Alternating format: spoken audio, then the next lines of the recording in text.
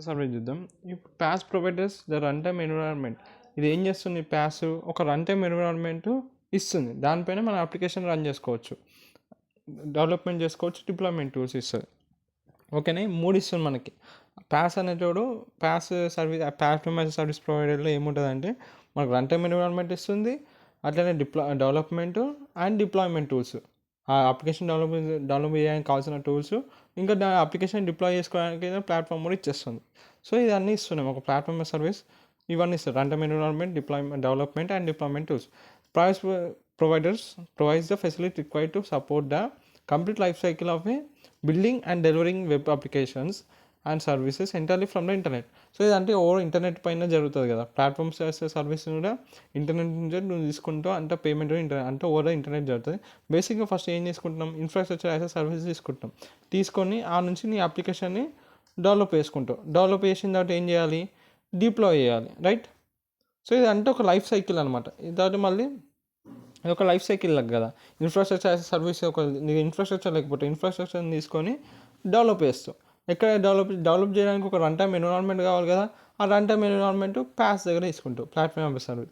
తర్వాత డిప్లాయ్ చేయడానికి నీకు కావాల్సిన డిప్లాయ్మెంట్ టూల్స్ ఉండాలి కదా, డిప్లాయ్మెంట్ ప్లాట్ఫామ్ కూడా కావాలి కదా. సో PaaS ప్రొవైడ్ చేస్తుంది. సో ఏదైతే ఫండమెంటల్ రిక్వైర్మెంట్ కావాల్సిన ఒక లైఫ్ సైకిల్ లాగా అనమాట. సో ఇదంతా మనకి అది ఇస్తుంది. ప్లాట్ఫామ్ సర్వీస్ ఒక రన్ టైమ్ ఎన్విరాన్మెంట్ ఇస్తుంది, డిప్లాయ్ చేయడానికి కావాల్సిన టూల్స్, డిప్లాయ్మెంట్కి కావాల్సిన ప్లాట్ఫామ్ కూడా ఇస్తుంది. సో ఒక లైఫ్ సైకిల్లో పెద్ద ఇంపార్టెంట్ రోల్ కూడా ప్లే చేయొచ్చు అని చెప్పొచ్చు. ఇంకా ఇదంతా ఒక ఓవర్ ఇంటర్నెట్ జరుగుతుంది. వెబ్ అప్లికేషన్స్ కానీ ఎనీ టైప్ ఆఫ్ అప్లికేషన్స్. ఓకేనా? Examples of platform service is app engine of Google, Force.com, Joint, ఇంకా Azure. ఇవన్నీ ప్లాట్ఫామ్ సర్వీస్ కిందకి వస్తాయి. ఇప్పుడు సపోజ్ క్లౌడ్ పరంగా చూస్తే, డయాగ్రామ్ చూస్తే మీకు అర్థమైపోతుంది. ఇక్కడ ఇట్ సైడ్ డెవలపర్స్ ఉంటారు, ఇక్కడ బిజినెస్ యూజర్స్ ఉంటారు. వాళ్ళకి ఏం కావాలా? బిజినెస్ యాప్స్ కావాలి. సో వీళ్ళు డెవలపర్స్ ఏం చేస్తారంటే, ఇదంతా ఒక క్లౌడ్. ఓకే, ఇదంతా క్లౌడ్. ఓకేనా? ఇది క్లౌడ్. ఈ క్లౌడ్ దగ్గర నుంచి వాడు ఐడిఈ తీసుకుంటాడు. ఐడిఈ అంటే ఇదే PaaS, platform as a service.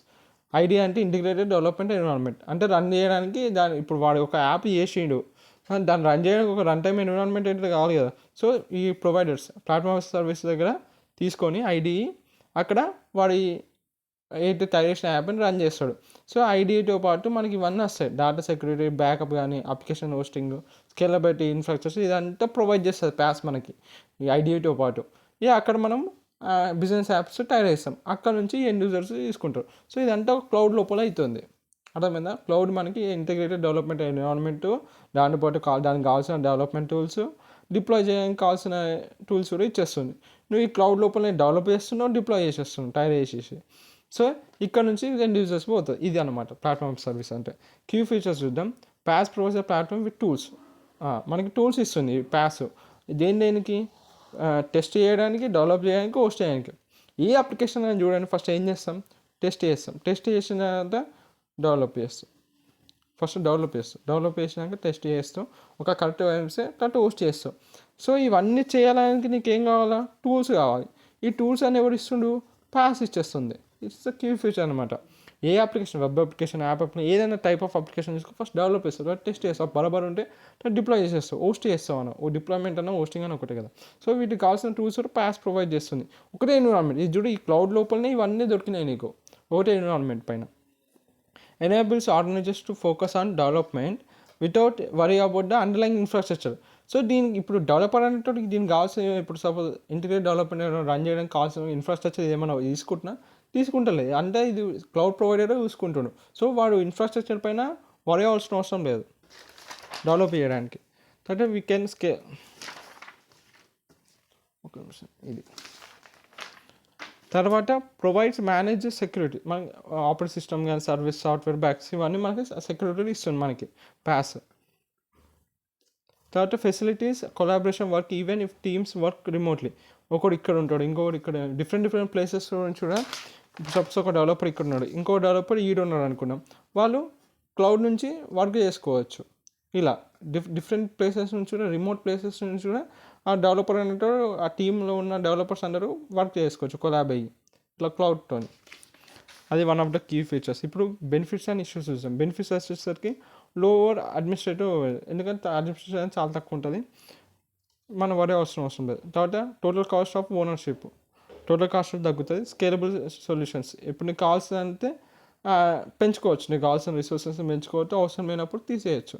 Scalable and more current system software. Issues వచ్చేసరికి portability between the PaaS clouds.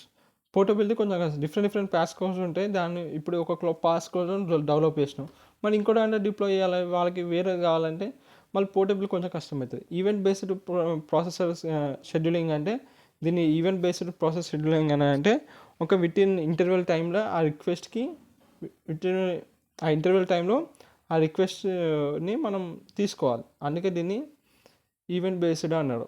తర్వాత security engineering of PaaS application. ఏదైతే సెక్యూరిటీ ఉందో మనం గ్యారంటీ చేయలేం, అందుకే సెక్యూరిటీ ఇంజనీరింగ్ ఏదైతే పాస్ అప్లికేషన్ ఉందో కొంచెం అటు ఇటు అనమాట. తర్వాత పాస్ ట్యాబ్స్ వచ్చేసరికి application delivery only environment, standalone, ఇంకోటి open platform, add on development facilities. ఇవన్నీ PaaS types. Application delivery only ఎన్విరాన్మెంట్లో ఆన్ డిమాండ్ స్కేలింగ్ ఉంటుంది, ఎప్పుడు పడితే అప్పుడు నువ్వు ఎక్స్టెండ్ చేసుకోవచ్చు రిసోర్సెస్ని.